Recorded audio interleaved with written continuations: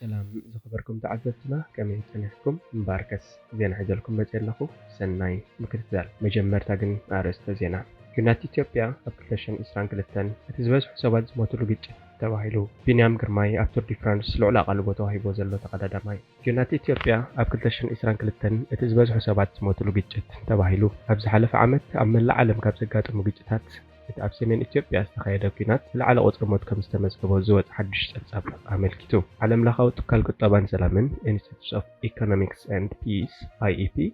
ዘውፅኦ መፅናዕቲ ዓለማዊ መዐቀኒ ሰላም ከም ዘመልከቶ ኣብ ዝሓለፈ ዓመት ኣብ ኢትዮጵያን ዩክሬን ብሰንኪ ኩናት ዝሞቱ ሰባት ብዝለዓለ መጠን ወሲኹ ኣሎ መሰረት ፀብፃብ ኣብ 2022 ጥራይ ኣብ ሰሜን ኢትዮጵያ ኣብ ዝተኻየደ ደማዊ ኩናት ልዕሊ 100,000 ሰባት ሞይቶም እቲ ኩናት ብ23 ጥቅምቲ 2015 ዓመተ ምህረት ገዝ ኣብ መንጎ ፌደራል መንግስቲ ኢትዮጵያ ህወሓትን ድሕሪ ዝተበፅሐ ስምምዕ ሰላም ከም ተዛዘመ ዝዝከር ኮይኑ ኣብ ሓደ ዓመት ዝወረደ ጉድኣት ጥራይ እዩ ፀብፃብ ከም ዘመልክቶ ይኹን እምበር ኣብቲ ኩናት ሓድሕድ ኣብ ውሽጢ 2 ዓመታት ኣስታት ፍርቂ ሚልዮን ሰባት ሞይቶም ክኾኑ ከም ዝኽእሉ ክግለጽ ይጸኒሑ እቲ ትካል መጽናዕቲ ዘውፅኦ ፀብፃብ ከም ዘመልክቶ ኣብቲ ጠቕሲ ዓመት ዝለዓለ ህልቂት ደቂ ሰባት ዘስዓበ ኩናት ሰሜን ኢትዮጵያ ኣብ ውሽጢ ሓደ ዓመት ጥራይ ህይወት ልዕሊ 140,000 ህዝቢ ከጠፍእ ምኽንያት ብምዃኑ ኣብ ቅድሚት ተሰሪዑ ይርከብ ኣብ ሕዳር 2020 ኣብ ትግራይ ተወሊዑ ናብ ክልላት ኣምሓራን ዓፋርን ዝተዘርግሐ ኩናት ሓድሕድ ልክዕ ኣብ ካልኣይ ዓመቱ ኣብ መንጎ ፌደራል መንግስትን ህወሓትን ብዝተበፅሐ ስምምዕ ምቁራፅ ተኽሲ ከም ዝተዛዘመ ይዝከር ኣብቲ ኩናት ሰራዊት ፌደራላዊ መንግስቲ ኢትዮጵያ ክልላዊ ሓይልታት ትግራይን ሰራዊት ኤርትራን ብዙሕ ሓይሊ ኣዋፊሮም ከም ዝተዋግኡ ይፍለጥ ብሰንኪ እዚ ናይ 2 ዓመት ደማዊ ኩናት ክሳብ ክንደይ ሰባት ከም ዝሞቱ ዝገልጽ ወግዓዊ ኣሃዝ እኳ እንተዘይሃለወ ብዝተፈላለየ ኣካላት ግን ነቲ ቁፅሪ ካብ ፍርቂ ሚልዮን ክሳብ 1 ሚልዮን የብፅሕዎ ቀፂሉ እቲ ዝለዓለ ቆላሕቲ ዓለም ዝረኸበን ኣብ ዝሓለፈ ለካቲት 1 ዓመት ዝመልኦም ኩናት ዩክሬን ብውሕዱ 82,000 ሰባት ንሞት ከም ዘቃልዕን ዓለም ለኻዊ ትካል ቁጠባን ሰላምን ኢንስቲትዩት ኦፍ ኢኮኖሚክስ ኤንድ ፒስ IEP ኣብ መጽናዕቱ ኣመልኪቱሎ ብሰንኪ እዞም ክልተ ደማዊ ኩናት ድማ ኣብ ካብቲ ኣዝዩ ዝለዓለ ብዝሒ ዘለዎ ህዝቢ ሃሊቁሉ ዝበሃልን ኣብ 1994 ኣብ ሩዋንዳን ዘጋጠመን ምጽናት ዓሌትን ድሓር ዓመት 2022 ብሰንኪ ውግእ ብዙሓት ሰባት ዝሞቱሉ ዓመት ኮይና ከም ዝተመዝገበት እቲ ትካል ይገልጽ በዚ ምኽንያት ድማ ኣብ 2022 ኣብ ኩናት ትግራይን ኩናት ዩክሬንን ሩስያን ዝሞቱ ሰባት ምስ ዝሓለፈ ዓመት ክነጻጸር እንከሎ ብዕፅፊ ከም ዝውስኽ እቲ መጽናዕቲ ይሕብር ኣብዚ ፀብፃብ ቀሪቡ ዘሎ ቁጥሪ ብሰንኪ ግጭት ዝሞቱ ሰባት ካብቲ ኣብ ስዌደን ዝርከብ ዩኒቨርሲቲ ኣፕሳላ ዘካየደ መጽናዕቲ ዝተመርኮሰ ኮይኑ ኣብ ዝሓለፈ ዓመት ኣብ ዝተወደበ ግጭታት 238,000 ሰባት ብምማቶም ድማ ቅድሚኡ ምስ ነበረ ዓመት ክነጻጸር እንከሎ ቁጥሪ ጉዳያት ሞት ብ96 ሚእታዊት ክዘይድ ይገብሮ ብሰንኪ ኣብ ኢትዮጵያን ዩክሬን ዝተኻየዱ ኩናት ብዙሕ ዝሞቱ ሰባት ምስቲ ኣብ ዝሓለፈ ዓመት ኣብ ዝኾነ ኩርናዕ ዓለም ኣብ ዝተኻየደ ኩናት ዝሞቱ ብምንጽር እቲ ዝለዓለ ኣሃዝ ይሽፍኑ ብተወሳኺ እቶም ክልተ ኩናት ድሕሪ ዝሑል ኩናት መንግስታት ዝተሳተፍሎም ደማዊ ውግኣት ምዃኖም እቲ ፀብፃብ ይሕብር ፕሮግራም ምግቢ ዓለም ውድብ ሕቡራት ሃገራት ብወገኑ ዓርቢ 2 ሰነ 2015 ግእዝ ኣብ ኢትዮጵያ ኣዝዩ ብዙሕ ረድኤት ንኻልእ ዓላማ ብምውዓሉ ነቲ ሃገር ዝህቦ ዝነበረ ሓገዝ መድቢ ከም ዘቋረፀ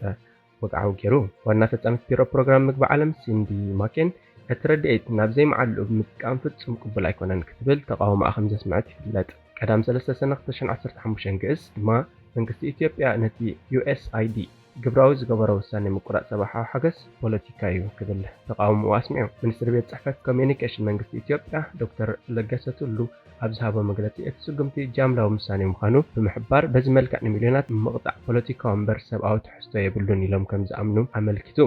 መንግስቲ ኣሜሪካ ሓገዝ ረድኤት ድሕሪ ምቁራፅ መንግስቲ ኢትዮጵያ USAID እቲ ዘጋጥሞ ዘይግባእ ኣጠቃቅማ ሓገዝ መግቢ መፍትሒ ንምርካብ ድልዋት ምዃኖም ገሊፆም እዮም ክልቲኦም መንግስታት ነቶም ሓገዝ ብዘይግቡእ ዝተጠቀሙ ገበነኛታት ብሕጊ ተሓተቲ ንምግባር ምርመራ ይገብሩ ኣለዉ ከምኡውን ኣብ ኢትዮጵያ ሰብኣዊ ሓገዝ ብተሳለጠን ኣብ ዘይግቡእ መዓላ ከይውዕል ብዝከላኸልን መንገዲ ዝባፅሕሉ ስርዓት ንምትካል ቃል ኣትዮም ኣለዉ ይብል እቲ ሓባራዊ መግለጺ ብተመሳሳሊ ሚኒስትሪ ምክልኻል ኢትዮጵያ ነቲ ሓገዝ መግቢ ካብ ዝተሓሰበሉ ዕላማ ወፃኢ ንኻልእ ተጠቂሙ ዝተባህለ ዝተኸሰሰ ሰራዊት ዝምልከት ኣብ ዘውፅኦ መግለጺ ሰራዊትና ምግቢ ረድኤት ኣይተጠቀመን ክብል ነቲ ክሲ ነፂግዎ ኣሎ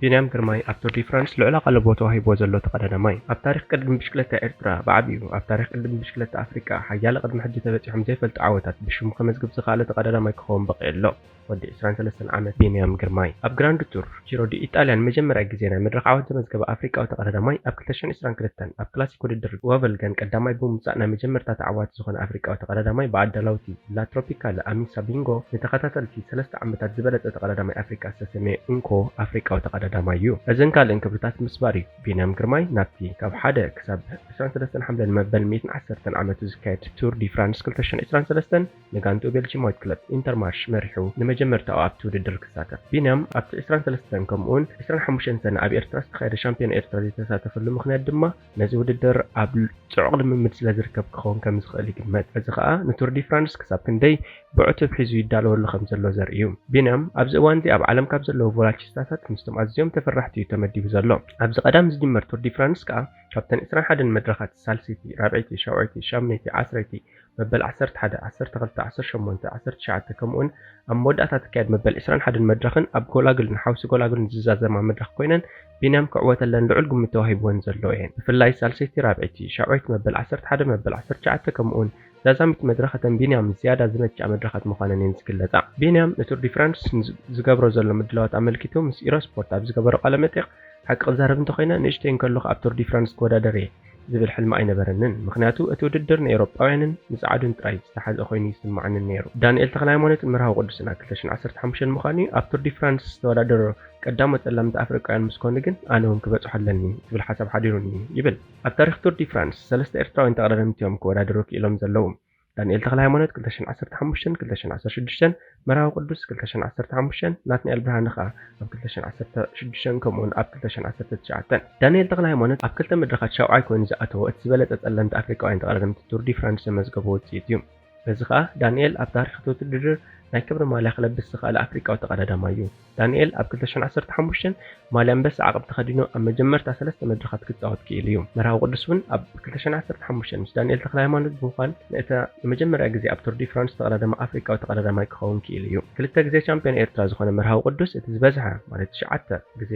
ኣብ ግራንድ ቱራት ተወዳደረ ኤርትራዊ ተቐዳዳማይ እውን እዩ ኣብ ዙር ፈረንሳ ሓንሳብ ኣብ ጂሮ ዲ ኢጣልያ 2 ግዜ ኣብ ቮልታ እስጳኛ ከዓ 6 ግዜ ኣብ 2016 ምስ ዳይሜንሽን ዳታ ከምኡውን ኣብ 2019 ምስ ጋንታ ኮፊድስ ኮይኑ ኣብ ቱር ዲ ፍራንስ ተወዳደረ ናትናኤል ብርሃነ እውን ኣብቲ ውድድር ናቱ ታሪክ ዝሰነደ ኤርትራዊ ተቐዳዳማይ እዩ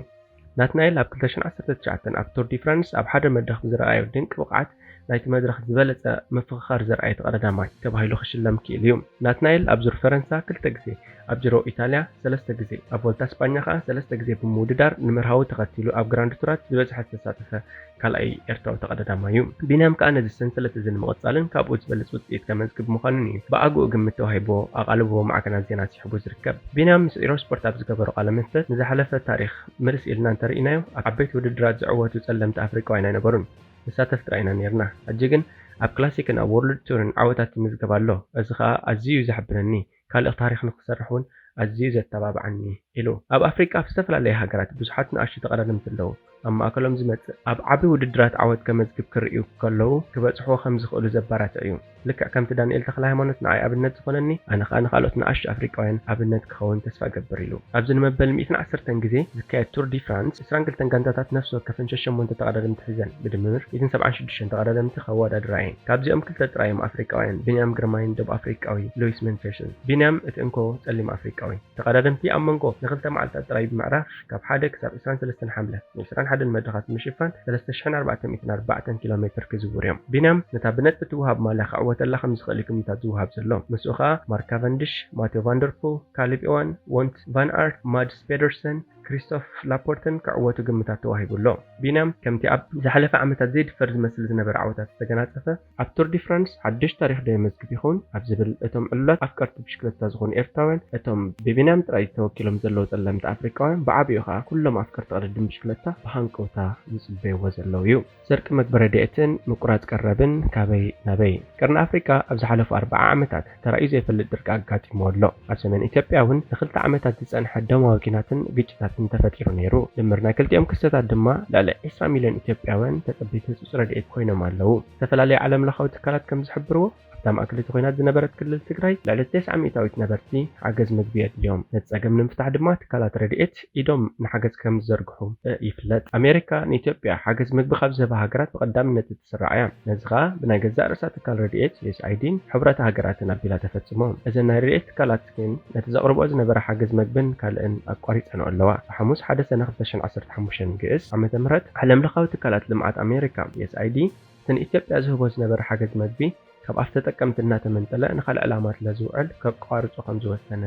ይዝከር። ህዝቢ ኢትዮጵያ ክቐርብ ዝነበሩ ናይ ምግቢ ሓገዝ ካብቲ ዝተሓስበ ዕላማ ወጻኢ ብብዝሕን ዝተዋደደ መንገዲ ናብ ካልእ ዕላማታት ብምውዓሉ ብዝብል ናብ ውሳነ ከም ዝበጽሐ እዩ እቲ ትካል ረድኤት ገሊጹ። እቲ ውሳነ ምስ መንግስቲ ኢትዮጵያ ብምዝራብ ዝተወስደ ምዃኑ እውን ወሲኹ ሓቢሩ። ሬፊጂ ኢንተርናሽናል ዝተባህለ ትካል ረድኤት ናብ ቢቢሲ ዝለኣኸ መግለጺ ኣብ ኢትዮጵያ ሰብኣዊ ሓገዝ ብብዝሕን ብዝተዋደደ ኣገባብን ንኻልእ ዕላማ ይውዕል ከም ዘሎ ምስ ተቓልዐ መንግስቲ ኣሜሪካ ብወገኑ ንኸምዚ ዝበለ ተግባር ከም ዘይዕገስ ብንጹር ከርኢ ከም ዝግባእ ኣተሓሳሲቡ እዩ። ዋሽንግተን ፖስት ረኸቦ መረዳእታት መሰረት ብምግባር ከም ዝሓበሮ መንግስቲ ፌደራልን ክልልን ኣብ ዘይግባእ ኣጠቓቕማ እቲ ናይ ምግቢ ሓገዝ ተሳትፎ ከም ዝጸንሖም እዩ። እቲ ልክዕ መጠን ዝተሰርቀ ሓገዝ ምግቢ ግን ብንጹር ኣይተገልጸን። ሰመዚ